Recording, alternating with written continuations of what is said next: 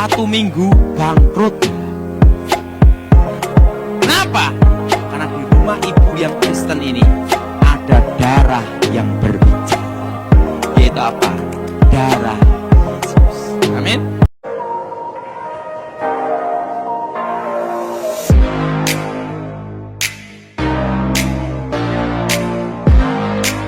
Shalom, sahabat John Pregado. Senang sekali bisa bertemu kembali dengan sahabat di channel ini. Terima kasih sahabat sudah setia mengikuti channel ini sampai hari ini. Saya berdoa kepada Tuhan, kiranya Tuhanlah yang membalas dan memberkati kita semua. Sahabat, apabila diberkati melalui video-video kami, marilah dengan murah hati share video ini kepada teman-teman yang lain agar mereka juga diberkati seperti kita. Hari ini kita akan dilayani oleh hambanya, oleh anaknya yang luar biasa, pasti akan memberkati kita. Oleh sebab itu, mari kita dengarkan pesan dan persiapkan alat tulis dan kelengkapan lainnya untuk sama-sama mendengarkan pesan penting yang akan dibagikan buat kita. Sebelum kita lanjut, jangan lupa sahabat untuk menekan subscribe dan juga berikan like dan juga share video ini. Terima kasih, mari kita berdoa. Bapak yang baik, kami menyiapkan hati, pikiran kami untuk sama-sama mendengarkan pesan yang penting ini. Berkatilah kami, sehingga kami boleh mengerti, mencatat, membagikan pesan ini kepada teman-teman yang lain. Berkati anakmu, hambamu yang akan membagikan pesan penting. Berkati sahabat John Pregado dimanapun berada. Terima kasih, kami siap mendengarkan pesan penting ini. Demi nama Yesus. Amin. Saudara, setan memang ada kuasa, tapi Tuhan lebih kuasa. Yang jadi pertanyaan, bagaimana cara mengalahkan kutukannya ini? Mengalahkan kuasa kegelapannya ini. Ingat, iman bertumbuh karena firman Tuhan dan meyakini akan kuasa Tuhan. Amin. Jadi untuk mengalahkan ini, kita harus punya iman yang hidup. Iman yang percaya. Ingat, iman yang percaya dan percaya akan kuasa Tuhan, bahwa Tuhan itu hidup. Nah, untuk mengalahkan kutukan darah harus dihadapi pula dengan darah. Ikutin saya semua, darah dihadapi pula dengan darah. Mari kita buka Alkitab kita di dalam kitab Ibrani pasal 12. Kitab Ibrani pasal 12 ayat 24. Kitab Ibrani pasal 12 ayat 24. Kita baca bersama-sama. Dan kepada Yesus, pengantara perjanjian baru, dan kepada darah pemercikan yang berbicara lebih kuat daripada darah Habel.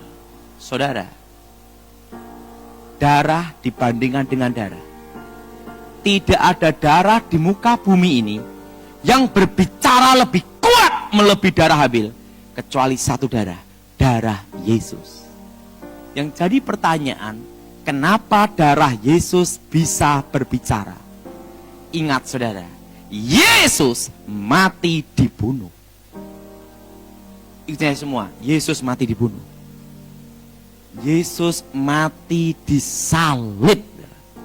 Makanya darahnya bisa berbicara. Nah, untuk mengalahkan kutukan darah ini harus dihadapi dengan darah yang suci, tanpa dosa, tanpa celah, dan tanpa noda. Dan posisinya mati dibunuh. Karena suci tidak mati dibunuh, tidak bisa berbicara. Dan di dunia ini hanya ada satu darah. Manusia suci, tanpa noda, tanpa celah, tanpa dosa, dan tidak ada kutuk keturunan. Hanya ada satu, Tuhan Yesus, yang mati disalib, darahnya tercurah. Untuk mengalahkan kutukan darah harus dihadapi dengan darah yang suci. Saudara, ada 3 cara untuk mengusir setan. Yang pertama, di dalam Injil Markus, mereka orang-orang percaya diberi kuasa mengusir setan di dalam nama Tuhan. Dan yang kedua, bila ada saudaramu yang sakit, hendaklah penatua mendoakan dalam nama Yesus, mengolesi minyak urapan. Dan pujian penyembahan, Tuhan bertahta di atas pujian, setan lari. Amin. Tetapi ditulis dalam kitab terakhir, Wahyu, mereka orang-orang percaya mengalahkan iblis dengan darah anak domba. Artinya apa? Mengalahkan iblis dengan kehidupan Kristus sendiri. Nah, saudara, kalau saudara ada kasus kutukan darah ini, tidak usah panggil pendeta. Ini untuk meringankan beban pendeta.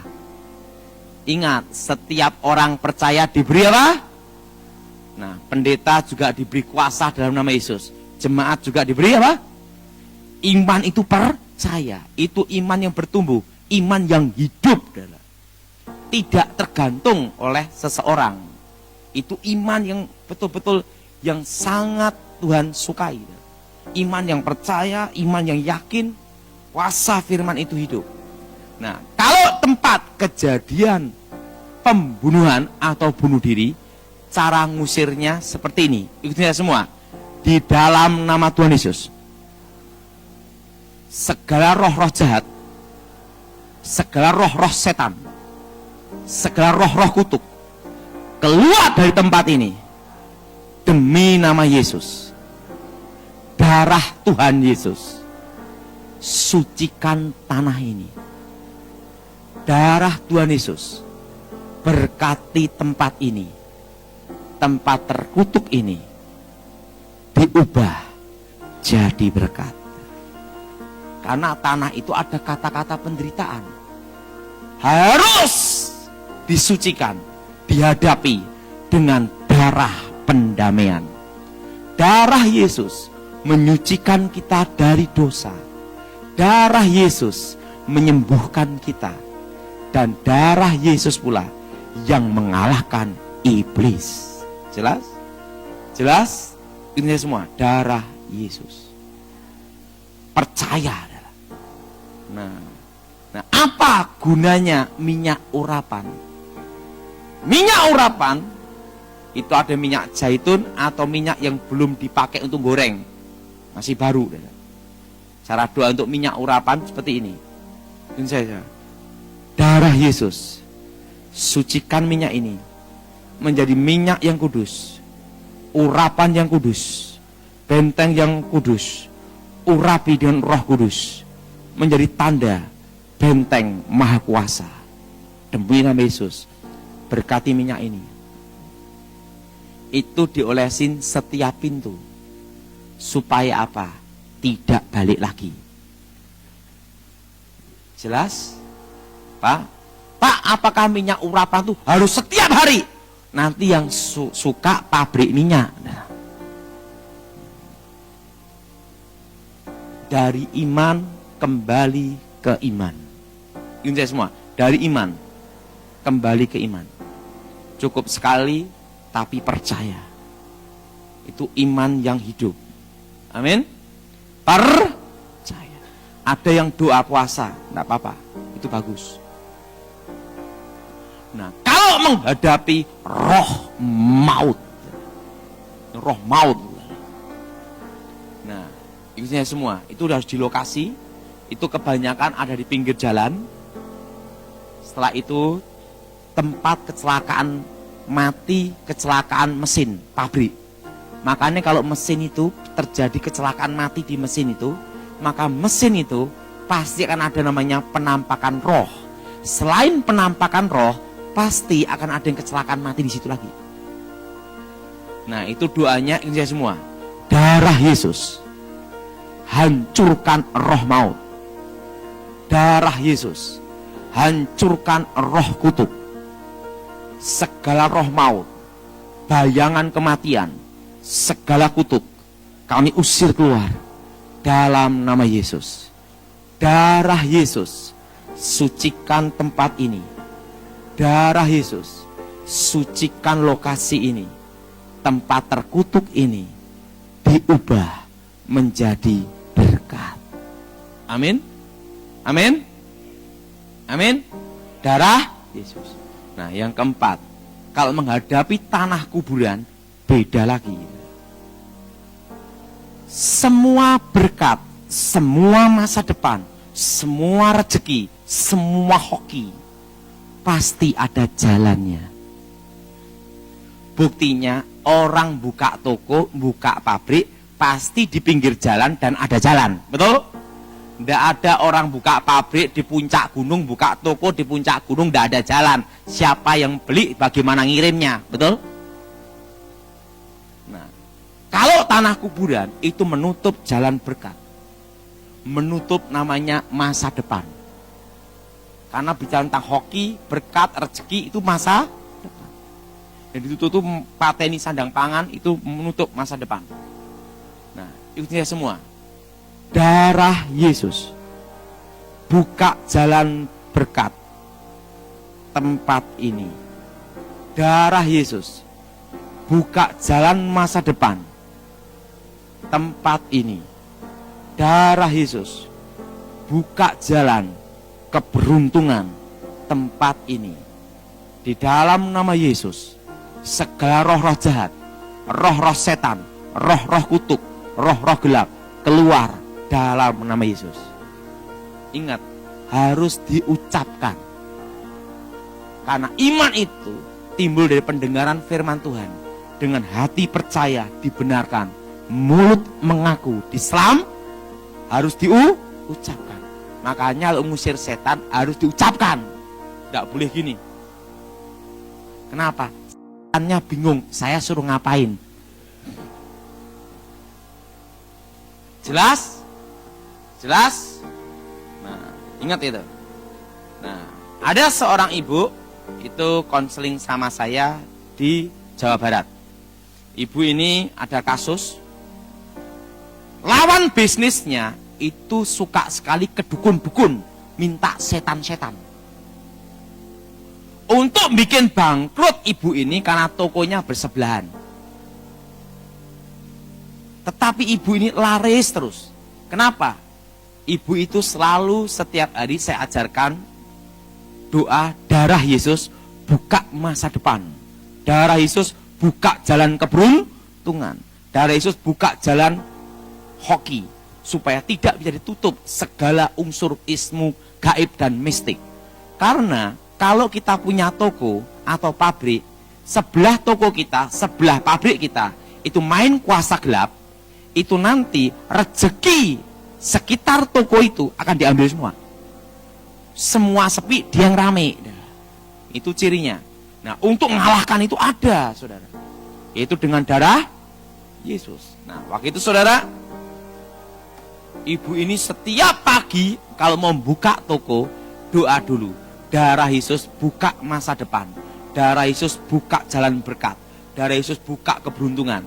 Dan setiap hari dia nyanyi lagu, darahmu Yesus sucikan daku, darahmu Yesus bebaskanku. Dia nyanyi lagu itu seperti lagu wajib PNS kalau hari Senin. Tapi ini setiap pagi dia doa. Karena dibikin bangkrut, tidak bisa bangkrut-bangkrut, lawan bisnisnya ambil tanah kuburan. Kenapa? Karena ibu ini tahu dia punya mata-mata juga. Waktu jam 6 sore, ibu ini doa di dalam tokonya, ditutup tokonya, dia ngintip lawan bisnisnya nyiram tanah kuburan. Apa yang terjadi? Toko ibu itu tambah lari sekali malahan. Lawan bisnisnya bingung. Dikasih tanah kuburan kok malah laris. Diambil tanah yang sama, kuburan yang sama. Disiram di tokonya sendiri. 1 minggu bangkrut. Nah, kenapa? Karena di rumah ibu yang Kristen ini ada darah yang berbicara. Yaitu apa? Darah Yesus. Amin. Kuasa dan pentingnya darah Yesus. Darah ada di seluruh kitab suci, tetapi apa arti darah Kristus bagi kita? Sesungguhnya, Apabila kami memasuki negeri ini, haruslah tali dari benang kirmizi ini kau ikatkan pada jendela tempat engkau menurunkan kami. Dan ayahmu serta ibumu, saudara-saudaramu serta seluruh kaum keluargamu kau kumpulkan di rumahmu. Setiap orang yang keluar nanti dari pintu rumahmu harus sendiri menanggung akibatnya kalau darahnya tertumpah. Dan kami tidak bersalah, tetapi siapapun juga yang ada di dalam rumahmu. Jika ada orang yang mencederainya, kamilah yang menanggung akibat pertumpahan darahnya. Yosua 2 ayat 18-19. Rahab, wanita yang diajak bicara dalam perikop ini, adalah seorang pelacur di kota Yeriko. Ketika orang Israel datang untuk memiliki tanah itu, kotanya ditakdirkan untuk dihancurkan dan dia bersamanya. Tapi dia dibebaskan dan hidupnya berubah hanya dengan mengikatkan tali kirmizi di jendelanya.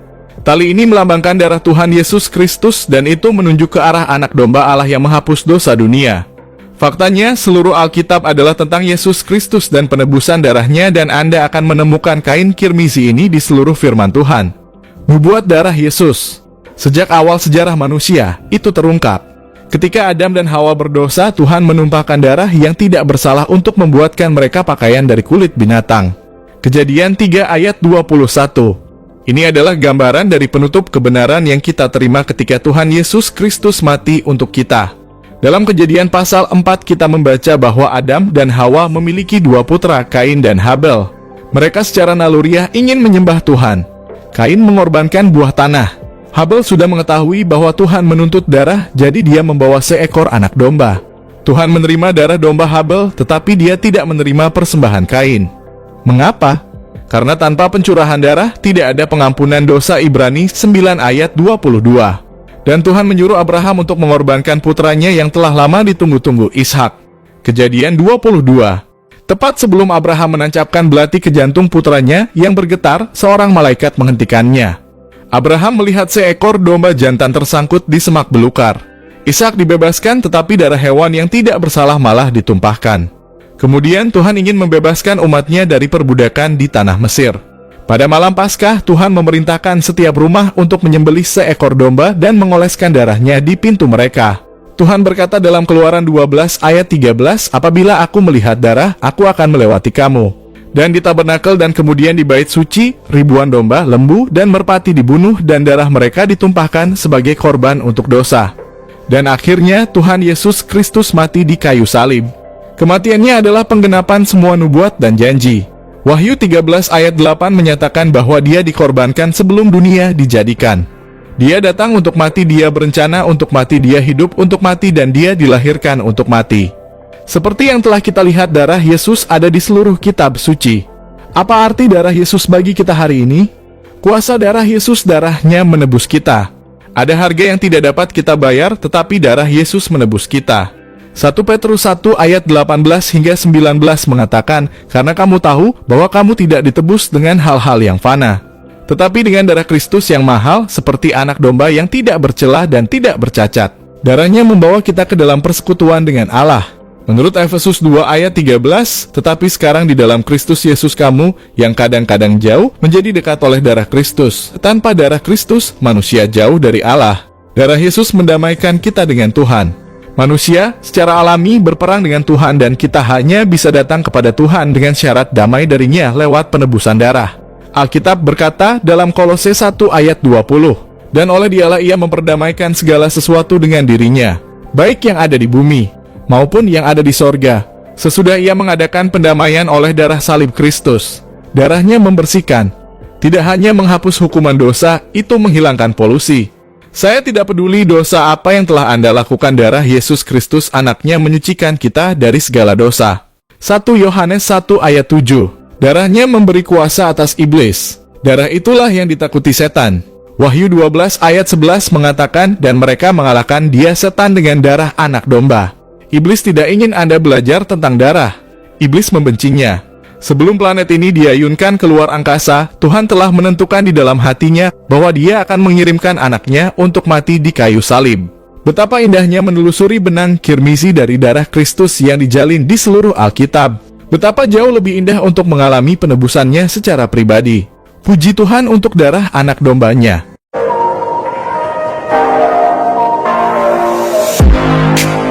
Terima kasih sahabat sudah menyaksikan tayangan kami hari ini. Saya percaya kita pasti diberkati. Apabila kita diberkati dengan tayangan hari ini, marilah kita dengan murah hati share video ini kepada teman-teman kita yang lain, agar mereka juga diberkati. Firman Tuhan mengatakan, diberkati untuk memberkati, sehingga nama Tuhan dipermuliakan dan namanya diagungkan. Sahabat, banyak sekali pelajaran yang kita bisa ambil dari tayangan hari ini.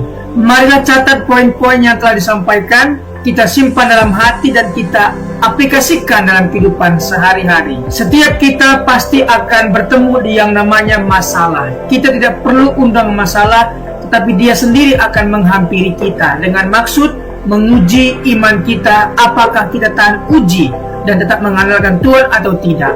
Tetapi apabila kita menang atas masalah itu, maka kita juga akan mendapat pujian dari Sang Pencipta. Karena kita tahan uji dan terus mengandalkan Tuhan, tidak hanya dapat pujian, dapat mahkota juga. Mahkota abadi, karena kita setia dan tetap kuat dalam Tuhan. Ada 10 ayat Alkitab yang akan menguatkan kita. Yang pertama, Filipi 4 ayat 6-7. Janganlah hendaknya kamu khawatir tentang apapun juga, tetapi nyatakanlah dalam segala hal keinginanmu kepada Allah dalam doa dan permohonan dengan ucapan syukur.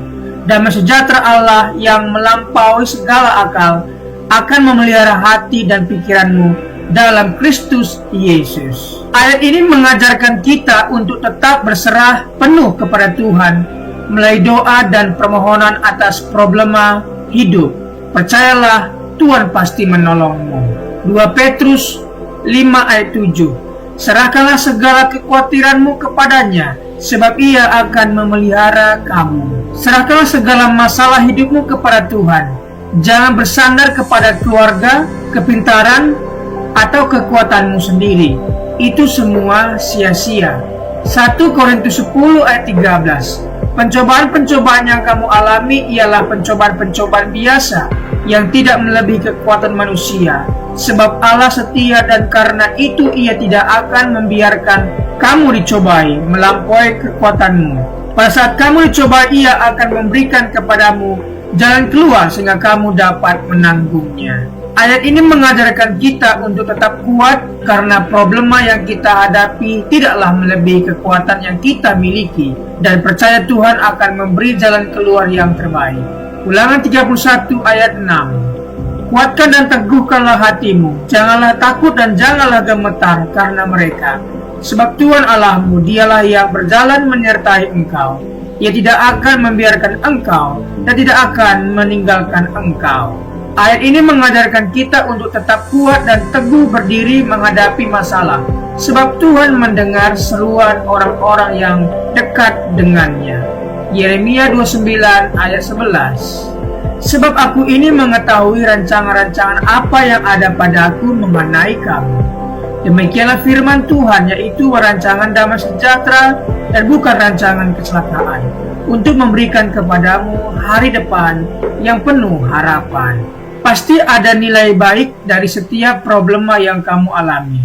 Permasalahan sedang menghadang membuat kita menjadi manusia yang tahan uji. Yakinlah, akan ada pelangi indah sehabis hujan yang lebat. Ulangan 31 ayat 8. Sebab Tuhan dia sendiri akan berjalan di depanmu. Dia sendiri akan menyertai engkau. Dia tidak akan membiarkan engkau dan tidak akan meninggalkan engkau. Janganlah takut dan janganlah patah hati. Tuhan tidak akan meninggalkan kita sendirian saat dalam masalah. Dia akan menuntun kita melewati tahap demi tahap problema yang kita hadapi apabila kita berpengharapan padanya. Yeremia 40 ayat 31. Tetapi orang-orang yang menanti-nantikan Tuhan mendapatkan kekuatan baru. Mereka seumpama Raja Wali yang naik terbang dengan kekuatan sayapnya. Mereka berlari dan tidak menjadi lesu. Mereka berjalan dan tidak menjadi lelah. Orang yang mengandalkan Tuhan dalam kehidupannya pasti akan mendapat kekuatan baru untuk melangkah lebih jauh melewati tantangan hidup. Yosua 1 ayat 5. Seorang pun tidak akan dapat bertahan menghadapi engkau seumur hidupmu. Seperti aku menyertai Musa, demikianlah aku akan menyertai engkau. Aku tidak akan membiarkan engkau dan tidak akan meninggalkan engkau. Seperti Allah menyertai Musa, demikianlah kita akan disertai dan dikuatkan dalam melewati badai persoalan hidup yang berat. Yosua 1 ayat 9. Bukankah telah kukatakan kepadamu, kuatkan dan teguhkanlah hatimu. Janganlah kecut dan tawar hati, sebab Tuhan Allahmu menyertai engkau kemanapun engkau pergi. Ayat ini tegas menjelaskan jangan jadi manusia pecundang saat badai persoalan hidup menerjang, melainkan berdirilah teguh sebab Tuhan menyertaimu. Yesaya 41 ayat 10. Janganlah takut sebab aku menyertai engkau, janganlah bimbang sebab aku ini Allahmu. Aku akan meneguhkan, bahkan akan menolong engkau. Aku akan memegang engkau dengan tanganku yang membawa kemenangan. Ayat ini mengajarkan kita untuk tidak perlu takut dan khawatir terhadap segala sesuatu. Bahkan meski sedang menghadapi masalah, percayalah Tuhan pasti akan menolong sesuai dengan waktunya. Itulah 10 ayat Alkitab menguatkan kita saat menghadapi berbagai problema hidup. Jangan andalkan kekuatanmu sendiri, tetapi andalkanlah Tuhan dalam setiap kehidupanmu, maka semuanya akan indah pada waktunya. Terima kasih, tetaplah kuat bersama dengan Tuhan, lakukan perkara besar. Mujizat masih ada dan akan terjadi dalam kehidupan kita. Mari kita berdoa. Bapa, terima kasih buat kebenaran firman Tuhan, kesaksian hidup bersama Tuhan yang telah dibagikan. Sungguh kami diberkati. Berkatilah para pembicara hari ini. Berkati pendengar setia John Pregador. Terima kasih Tuhan. Demi nama Tuhan Yesus. Amin.